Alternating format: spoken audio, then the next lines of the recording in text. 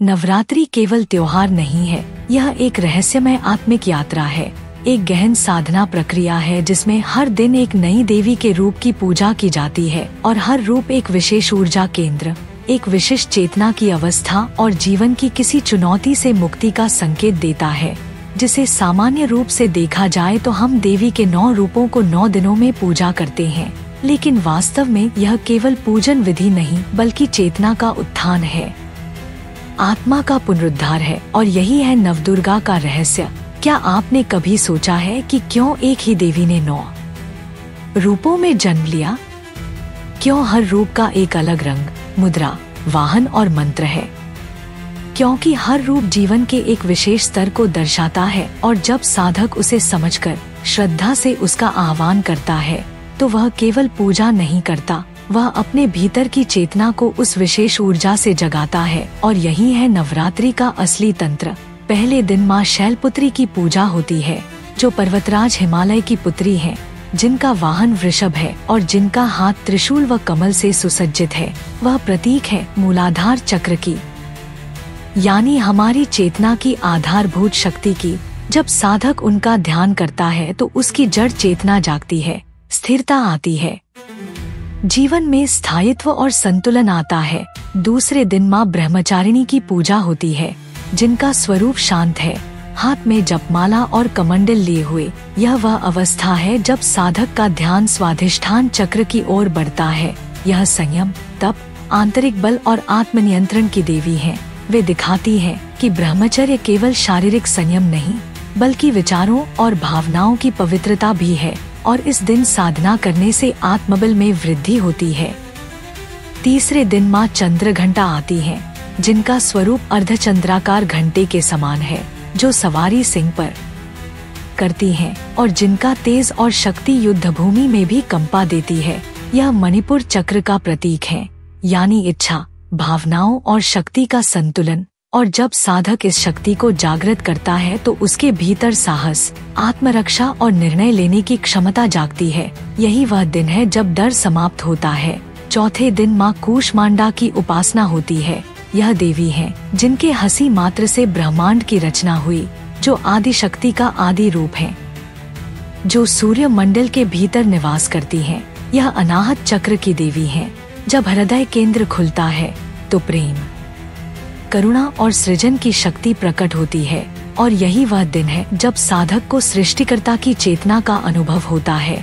पांचवें दिन माँ स्कंदमाता की पूजा होती है, जो भगवान कार्तिकेय की माता है, जिनकी गोद में पुत्र है और जो कमलासन पर विराजमान है।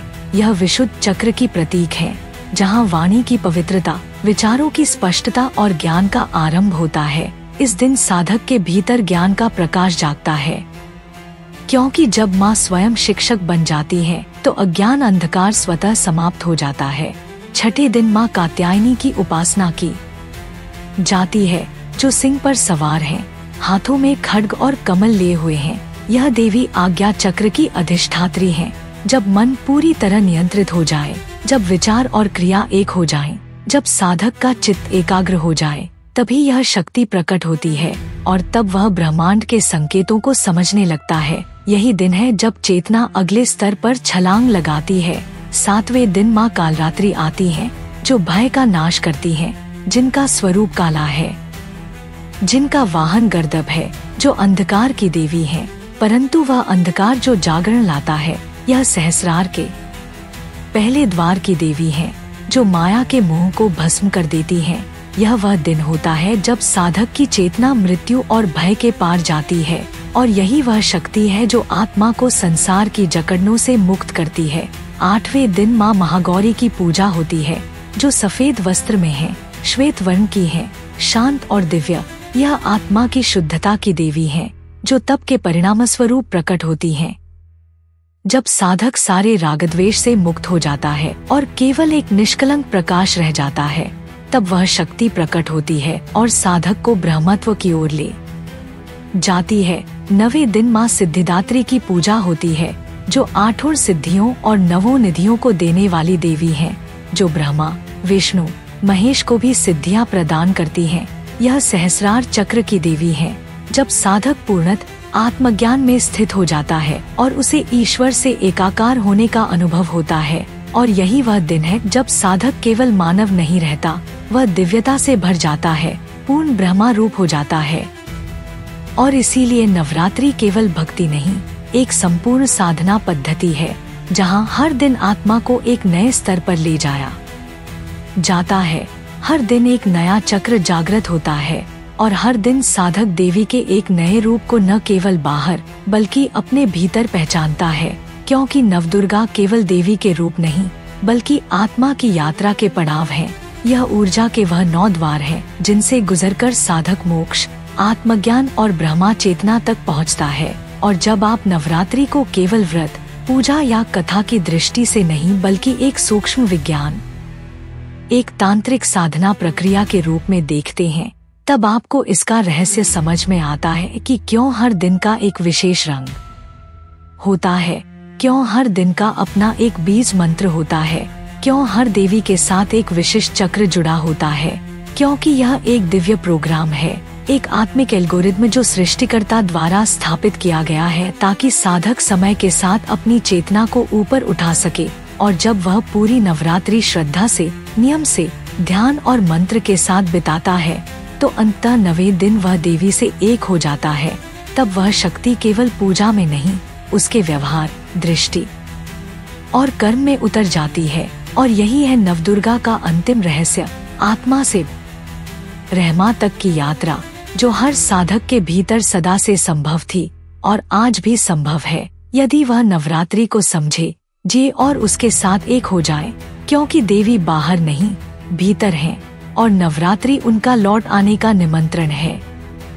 और जब साधक नवरात्रि के 9 दिनों की उस दिव्य यात्रा को पूर्ण कर लेता है, जब वह केवल देवी की मूर्ति की पूजा नहीं करता बल्कि हर दिन उसके भीतर की चेतना के किसी सोए हुए केंद्र को जागृत करता है, तब नवदुर्गा की महिमा केवल एक धार्मिक अनुष्ठान नहीं रहती, वह साधना, वह आंतरिक प्रयोग, वह चेतना की सशक्त क्रांति बन जाती है, जिसे केवल अनुभव किया जा सकता है, बताया नहीं जा सकता।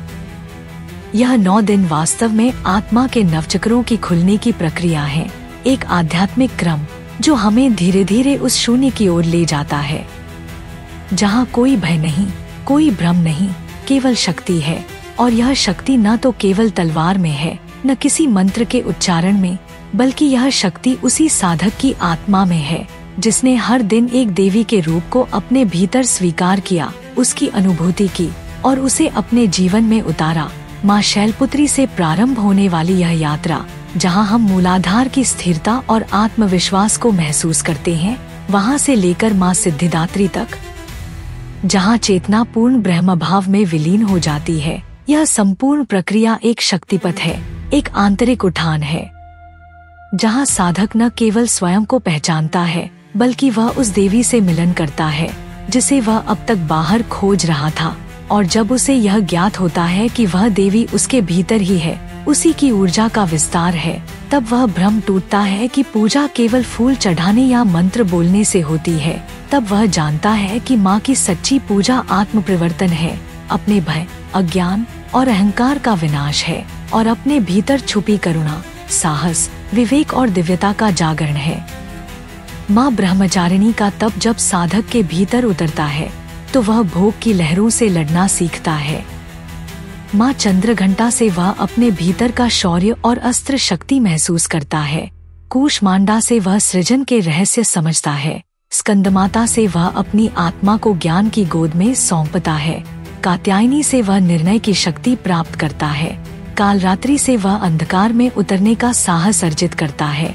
महागौरी से वह शुद्धता और शांति में प्रवेश करता है और सिद्धिदात्री से वह सब कुछ प्राप्त करता है जो उसे जीवन में चाहिए, और वह सब कुछ भी जो अब उसे नहीं चाहिए, क्योंकि अब वह संपूर्ण हो चुका होता है। यही है नवरात्रि का गहनतम रहस्य, यही है नवदुर्गा की सिद्धि कि साधक भीतर से परिवर्तित हो जाता है। वह केवल पूजा नहीं करता, वह स्वयं देवी के रूप में जागता है। और यही कारण है कि हर देवी का रंग, मंत्र, वाहन और स्वरूप हमारे जीवन के किसी पहलू से जुड़ा है, जैसे एक अलौकिक साइकोलॉजिकल मैपिंग हो, एक दिव्य डिजाइन जो ब्रह्मांड ने हर आत्मा के लिए तय किया हो।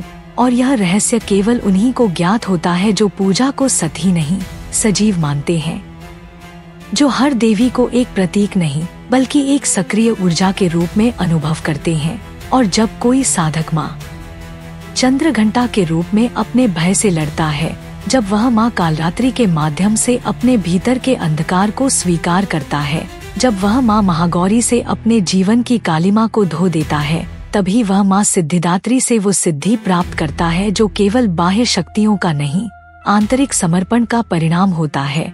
और नवरात्रि का यह चरम बिंदु तब आता है जब साधक यह समझ जाता है कि देवी को बाहर ढूंढना व्यर्थ है, क्योंकि वह तो उसी की आत्मा में है, वह उसकी मुस्कान में है, उसकी मौन में है, उसकी करुणा में है, उसके संघर्ष में है। और जब यह समझ आ जाती है, तब साधक का प्रत्येक दिन नवरात्रि बन जाता है, उसकी प्रत्येक श्वास मंत्र बन जाती है और उसका प्रत्येक कर्म पूजा बन जाता है।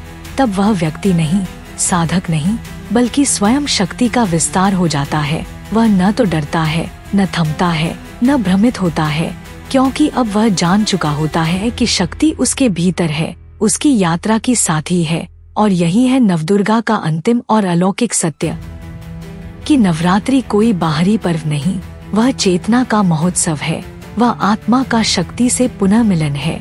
और यदि आपने इन 9 रूपों को केवल पढ़ा नहीं बल्कि जिया है, तो समझ लीजिए आप देवी को प्राप्त कर चुके हैं, क्योंकि नवदुर्गा का उद्देश्य यही है कि तुम देवी को बाहर मत देखो, तुम स्वयं देवी बनो। और जब तुम यह बन जाते हो, तब तुमसे ही जगत बदलता है, समाज सुधरता है और सृष्टि नई दिशा में जाती है। और यही है शक्ति की आराधना का चरम उत्कर्ष, यही है नवदुर्गा का अमर संदेश। स्वयं को पहचानो, स्वयं को बदलो और शक्ति को स्वयं में सजीव करो, क्योंकि तुम ही शक्ति हो, तुम ही देवी हो और तुम ही नवरात्रि हो।